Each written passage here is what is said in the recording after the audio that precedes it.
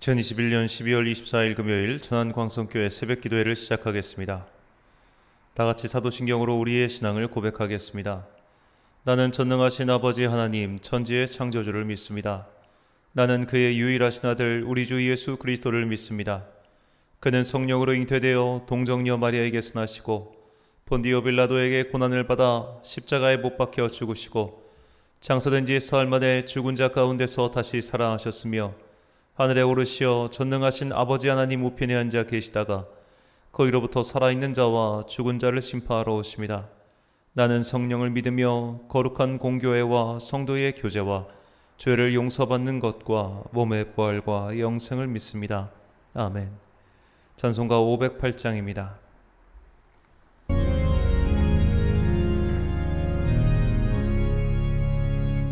우리가 지금은 나그네되어도 화려한 천국에 머자나 가리니 이 세상 있을 때 주 예수 위하여 끝까지 힘써 일하세. 주 내게 부탁하시니 천사도 흠모하겠네. 화목해 하라신 구주의 말씀을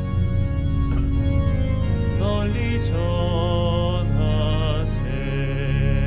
주 예수 말씀이 온 세상 만민들 흉악한 죄에서 떠나라 하시니 이 말씀 듣고서 새 생명 얻으라. 이 기쁜 소식 전하세. 주 내게 부탁하시니 천사도 흠모하겠네. 화목해 하라신 구주의 말씀을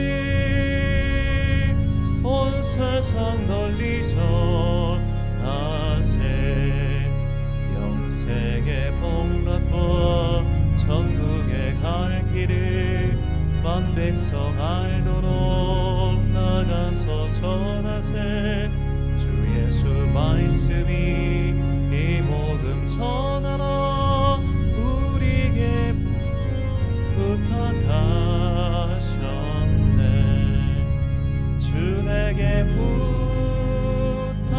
부탁하시니 천사도 흠모하겠네. 화목해 하라신 구주의 말씀을 온 세상 널리 전하세.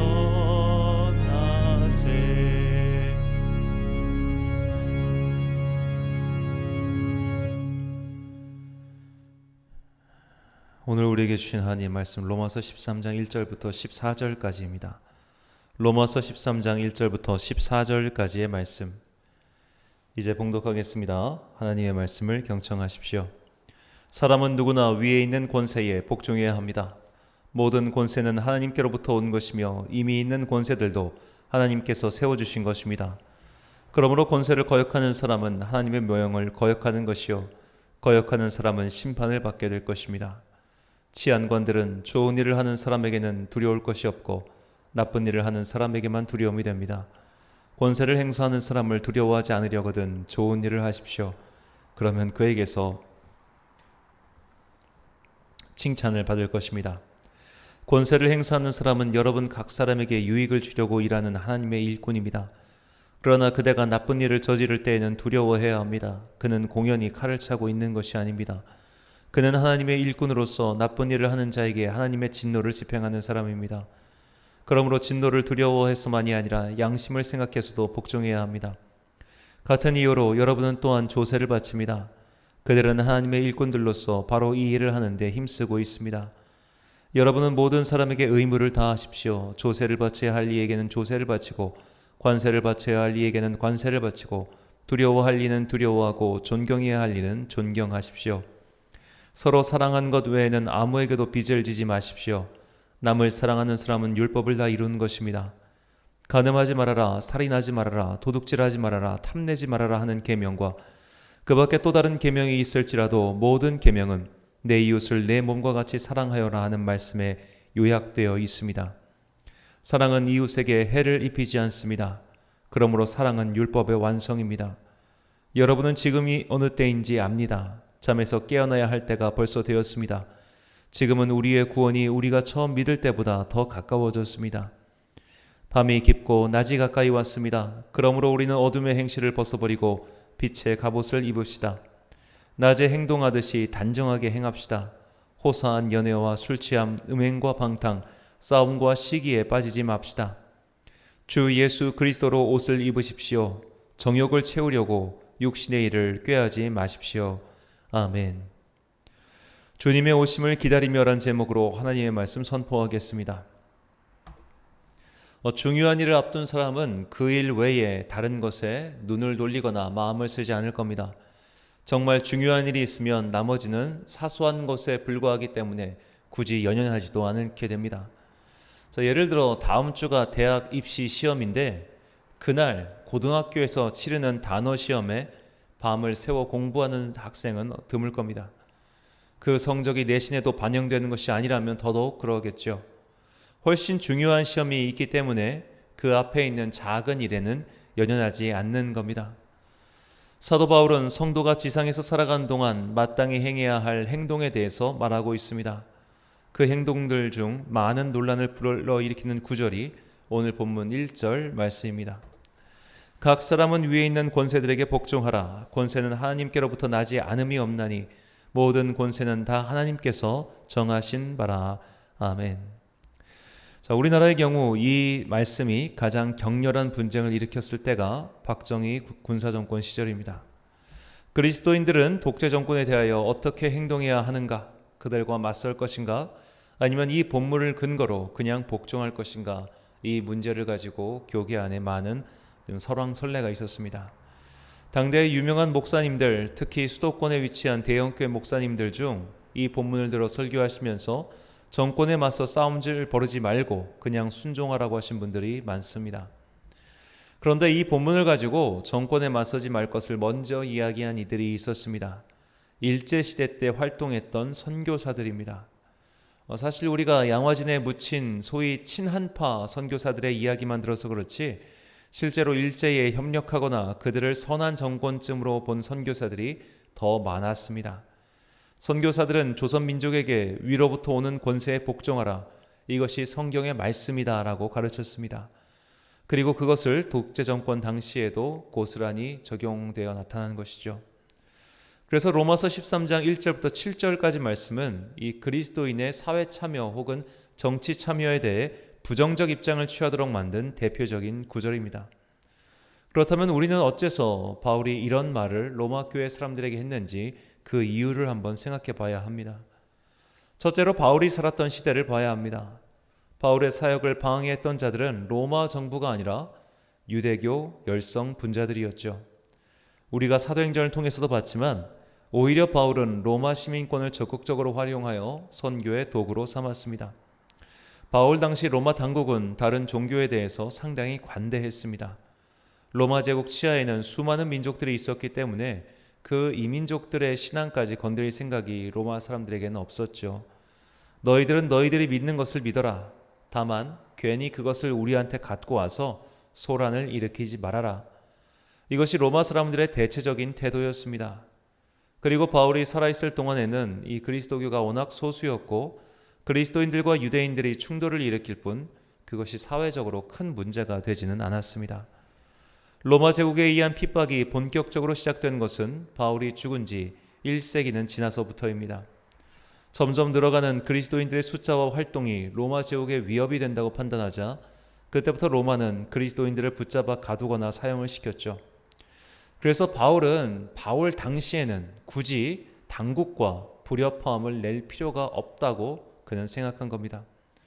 둘째로 사실 이것이 본뜻입니다만 바울에게는 이런 정부와의 관계 설정 여부가 전혀 중요한 것이 아니었습니다. 어차피 세상 나라는 곧 무너질 것이며 사라질 것이기에 우리가 굳이 시간과 노력을 들여가며 그들과 맞설 이유가 없다라고 바울은 생각한 것이죠. 왜냐하면 바울이 생각할 때 이제 예수님의 재림이 얼마 남지 않았다고 봤기 때문입니다. 본문 11절 말씀입니다. 또한 너희가 이 시기를 알거니와 자다가 깰 때가 벌써 되었으니 이는 이제 우리의 구원이 처음 믿을 때보다 가까웠음이라. 아멘. 자, 바울은 임박한 재림을 믿었습니다. 그래서 고린도 교회에 보낸 편지를 보면 그는 심지어 굳이 결혼을 할 필요가 있겠느냐라고 말할 정도였죠. 우리는 바울의 이런 자세를 예전 다미 선교의 사건을 보면서 이해할 수 있습니다. 예수님께서 곧 재림하실 것이니 우리는 휴거를 받을 것이다 라고 믿었던 사람들이 어떻게 행동했을까요? 재산을 다 처분하고 그날을 기다리며 모이며 살았죠. 경제활동도 필요 없고 미래를 대비하여 저축하는 행위도 불필요했습니다. 왜냐하면 이제 세상이 다 끝날 것이라 믿었기 때문이죠.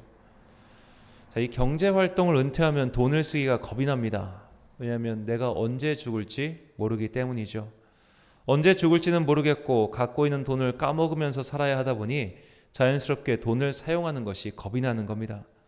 더구나 크게 아플 경우도 또 큰 돈이 들어간 일들도 종종 있다 보니 더욱 아끼고 신중해지는 것이죠. 벌이는 줄어들고 살 날은 얼마 남았는지 모르니 당연히 위축될 수밖에 없습니다. 사람이 미래를 대비하는 이유는 미래가 불확실하기 때문이죠. 내가 언제 죽을지, 언제 세상을 떠날지 명확하게 알고 있다면 우리는 완전히 다른 삶을 살 겁니다.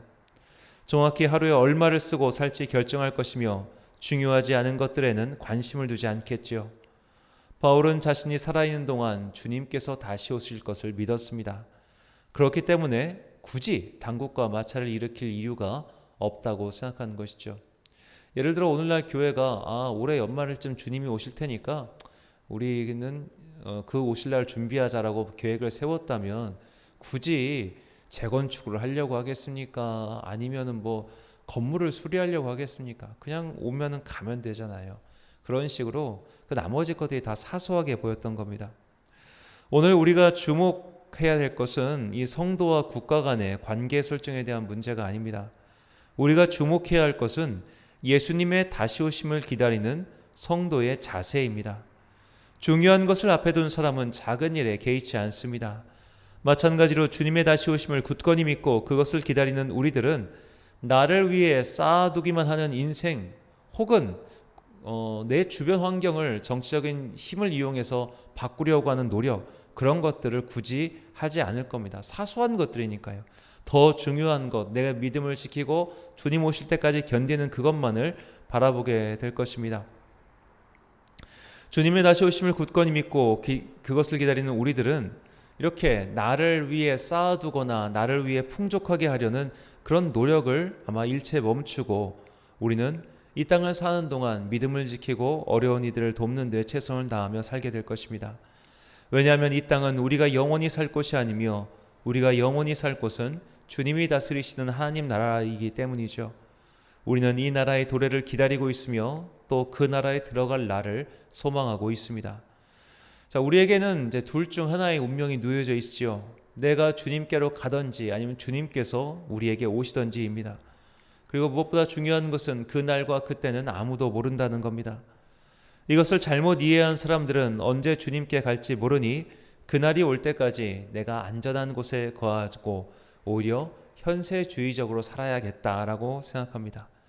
나를 위하여 성벽을 켜켜이 쌓으며 나의 안전을 위하여만 삽니다. 언제 죽을지 모르니 언제 주님께서 오실지 모르니 그 날이 올 때까지 나만을 지키며 사는 겁니다. 이런 일들을 가리켜 바울은 어둠의 일이라고 이야기합니다. 본문 12절 말씀입니다. 밤이 깊고 낮이 가까웠으니 그러므로 우리가 어둠의 일을 벗고 빛의 갑옷을 입자. 아멘. 주님께서 언제 오실지 모르니 그날이 올 때까지 세상 사람들과 같은 방법, 같은 모양새로 사는 것은 아직도 어둠의 일을 하고 있는 자입니다. 예수님의 다시 오심 그리고 우리가 주님께로 갈 것이라는 그 진리를 깨달은 사람은 어둠의 일을 버리고 빛의 갑옷, 즉 그리스도로 옷을 입습니다. 예수 그리스도로 옷을 입은 사람은 육신의 일, 세상의 일을 도모하지 않지요. 나를 위하여 축적하고 이웃에게 나눠주는 것을 꺼려하며 나만을 위한 삶을 사는 것, 이런 것들을 도모하지 않는다는 것입니다. 내가 주님을 뵙든 주님께서 우리에게 다시 오시든 그날은 나와 아무 상관없다고 여기며 사는 자들에게 대하여 예수님께서 말씀하십니다. 누가복음 12장 18절부터 21절까지 말씀입니다. 또 이르되 내가 이렇게 하리라. 내 곳간을 헐고 더 크게 짓고 내 모든 곡식과 물건을 거기에 쌓아두리라. 또 내가 내 영혼에게 이르되 영혼아 여러 해 쓸 물건을 많이 쌓아두었으니 평안히 쉬고 먹고 마시고 즐거워하자 하리라 하되 하나님은 이르시되 어리석은 자여 오늘 밤에 내 영혼을 도로 찾으리니 그러면 내 준비한 것이 누구의 것이 되겠느냐 하셨으니 자기를 위하여 재물을 쌓아두고 하나님께 대하여 부요하지 못한 자가 이와 같으니라. 아멘. 자, 예수님의 말씀은 여기서 그치지 않고 사실 그 뒤까지 쭉 봐야 됩니다. 중요한 것이 29절, 33절, 34절에 이렇게 나옵니다. 너희는 무엇을 먹을까 무엇을 마실까 하여 두려워 구하지 말며 근심하지도 말라. 너희 소유를 팔아 구제하여 낡아지지 아니하는 배낭을 만들라. 곧 하늘에 둔 바 다함이 없는 보물이니 거기는 도둑도 가까이 하는 일이 없고 좀도 먹는 일이 없느니라. 너희 보물 있는 곳에는 너희 마음도 있으리라. 아멘. 자, 내가 앞으로 얼마나 살지 모르니까, 그리고 아프면 큰 돈이 들어가니까 베풀기를 꺼려하고 어떻게든 재산을 축적하려고 하는 이 바쁜 사람들에게 오히려 그런 일이 발생할 경우 도둑들이 와서 돈을 빼앗게 되리라라고 주님은 말씀하시는 겁니다. 우리는 미래를 염려하여 혹은 나를 위하여 쌓아두려고 합니다. 앞으로 쓸 돈을 생각하고 앞으로 혹시 큰 병에 걸릴까 염려하죠.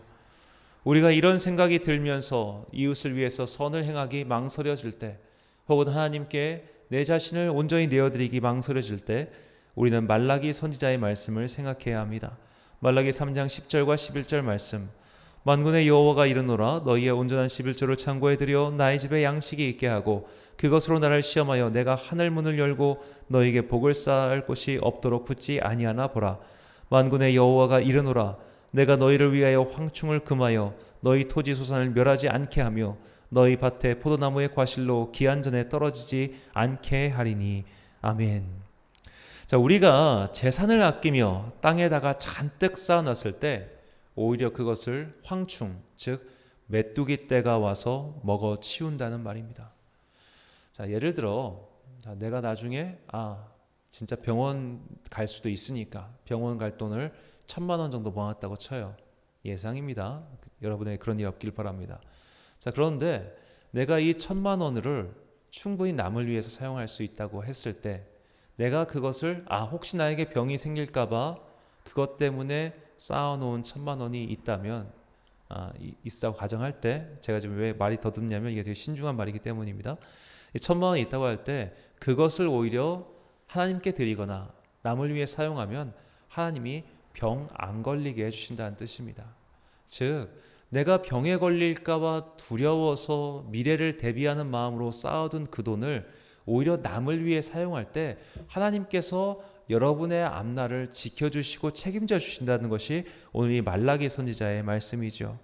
주님께서 다시 오심을 믿는 사람, 그리고 우리가 주님을 뵈러 갈 날을 믿고 이 땅을 사는 동안 그리스도로 옷 입고 살아가고자 하는 성도들은 바로 이 신앙의 진리, 즉 내가 주님을 위하여 나의 것을 내어드릴 때, 그리고 내가 주님을 위하여 내 주변 이웃들에게 이 예수님의 사랑을 전하며 살아갈 때 하나님께서 내 삶의 나머지 것들을 채워주시고 지켜주신다는 겁니다.